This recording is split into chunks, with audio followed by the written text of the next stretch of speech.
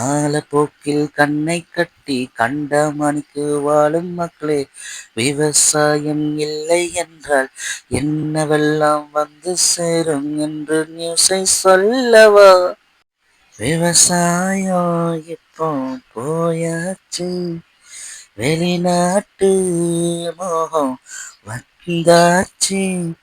நித்தம் நித்தம் ஒரு விவசாயி மரண செய்து கேட்கும்போது நான் அழுதேன்.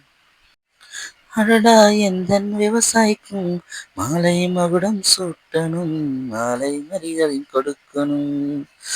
அவன் பெயரை இனிஷியலாய் ஒவ்வொரு மனிதனும் நினைக்கணும். அவனுக்காக விவசாயம் செய்திட நினைத்திடுவோம். அவனுக்காக மட்டும் இல்லாம நம்மளுக்கும் நம்ம சந்ததிக்கும் விவசாயம்தான் ரொம்ப முக்கியம். நாம் அறிவோம்.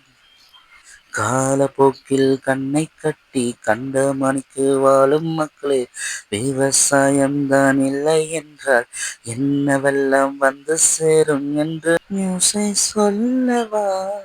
விவசாயம் இப்போ போயாச்சு, வெளிநாட்டு மோகம் வந்தாச்சு.